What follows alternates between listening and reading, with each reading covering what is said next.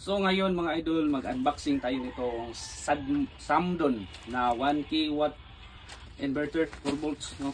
Wala pang bukas yan, wala pa. So videohan natin para sa ating for the warranty ba. Ano ba ito?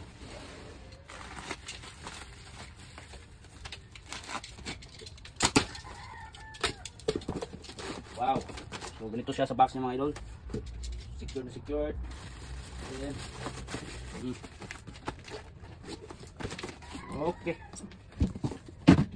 Kasama niya sa box itong manual siyempre. At cord para sa AC na input.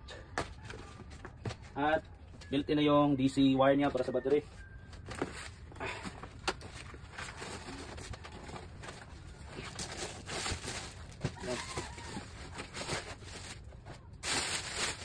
So bali, ganito siya mga idol, mabigat, 9 kilos kasi ito eh. Yan o. So ito yung saksakan niya dito, dalawa.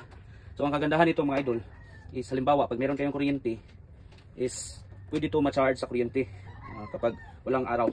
So ito yung sa battery mga idol. Saka yung pan niya mga idol, malaki na. So ayan, so far so good yung So for testing na lang to, mamaya update ko na lang kayo. Thank you. Power. So check muna natin baka nagbaliktad, negative, negative, positive, positive ha.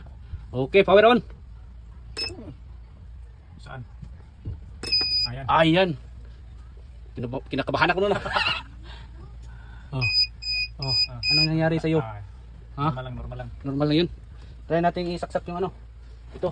Kung gagana yung ceiling fan na yan, yan. Ceiling fan. Try mo, tol. Ayan, good. Lah. Good. Gumagana siya mga idol. Lakas. Lakas. Lakas. Lakas tama. So gumagana siya mga idol, tanggalin.